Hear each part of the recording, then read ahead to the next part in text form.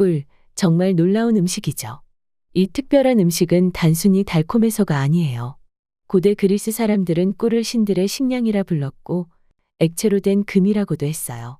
왜냐하면 꿀은 단순한 음식 그 이상으로 여겨졌거든요. 우리 삶에서 꿀이 얼마나 특별한지 아시나요? 보통 설탕은 100% 당분으로 이루어져 있지만 꿀은 포도당과 과당이 약 70%, 나머지 30%는 비타민, 미네랄, 수분 등으로 채워져 있어요. 그러니까 꿀은 단맛도 주면서 영양도 풍부한 완벽한 음식이에요. 특히 술 마신 다음 날 꿀물이 숙취 해소의 비법으로 유명하죠. 하지만 꿀의 매력은 여기서 끝이 아니에요. 꿀은 천연 항생제, 천연 소화제, 천연 피로회복제로 불릴 만큼 우리 몸에 좋은 효능이 많답니다. 여기서 중요한 건 꿀을 어떻게 먹느냐에 따라 그 효과가 달라진다는 거예요. 잘 먹으면 보약이 되지만 잘못 먹으면 오히려 독이 될 수도 있어요. 그래서 오늘은 꿀과 함께 먹으면 효능이 배가 되는 음식 3가지와 꿀을 똑똑하게 고르는 방법까지 알려드릴게요. 준비되셨나요? 그럼 바로 시작해 볼게요. 첫 번째 보약 음식은 꿀 마늘이랍니다. 마늘은 면역력을 높이고 몸의 활력을 끌어올리는데 정말 좋은 슈퍼푸드예요. 그런데 문제는 마늘 특유의 알싸한 맛 때문에 많이 먹기가 쉽지 않다는 거예요. 그래서 꿀이 등장합니다. 꿀의 달콤함이 마늘의 알싸한 맛을 잡아주고 먹기 쉽게 만들어주죠. 마늘의 핵심 성분은 알리신인데 이 성분은 강력한 항균 작용을 해서 병균의 침투를 막아줘요. 심지어 암 발생 억제 효과도 있다고 하니 정말 놀랍죠. 그런데 알리신과 꿀 속 티아민이 만나면 알리티아민이라는 성분으로 바뀌어요. 이 알리티아민은 피로 회복에 탁월하고 체내 흡수율을 무려 20배나 높여준답니다. 꿀 마늘을 만드는 방법은 아주 간단해요. 껍질 벗긴 마늘을 찜기에 넣고 살짝 찌세요. 이렇게 하면 매운맛이 줄어들고 먹기 편해져요. 그 다음 소독한 밀폐 용기에 마늘을 넣고 꿀을 부어주세요. 마늘이 꿀에 잠길 정도로요. 그리고 일주일 정도 숙성시키면 완성됩니다. 완성된 꿀 마늘은 하루 5쪽 정도 먹으면 딱 좋아요. 꾸준히 드시면 몸이 가벼워지고 피로가 확 줄어드는 걸 느끼실 거예요.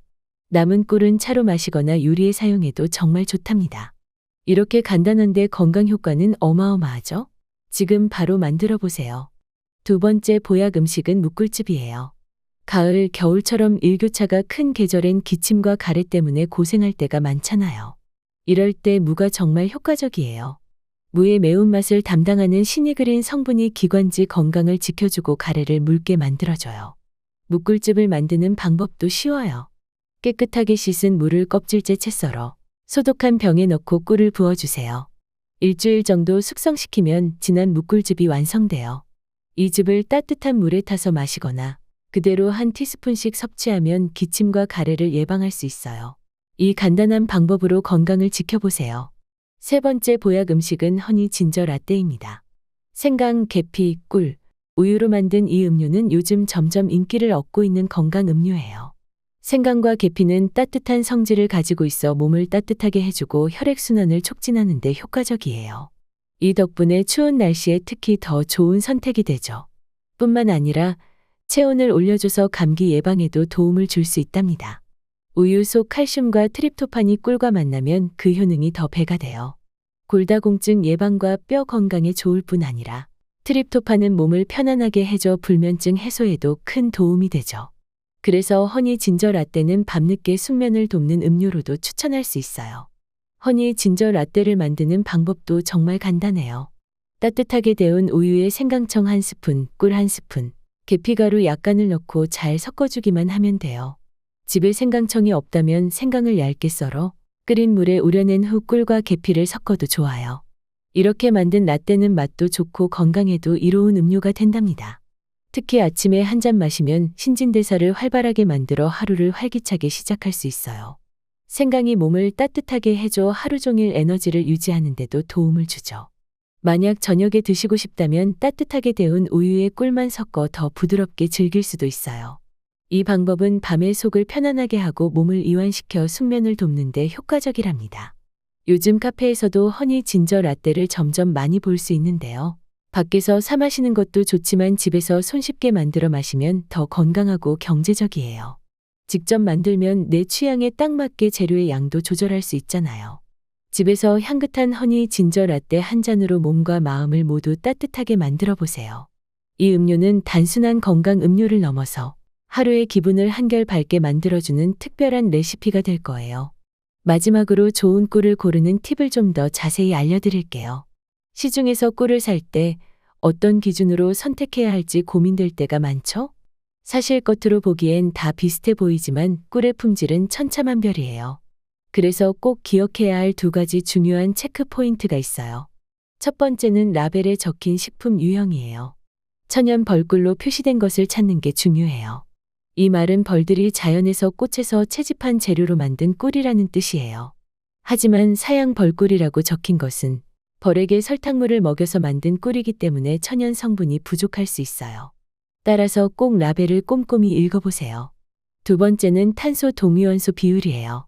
과학적으로 천연 벌꿀로 인정받으려면 이 비율이 마이너스 27.5% 이하여야 해요.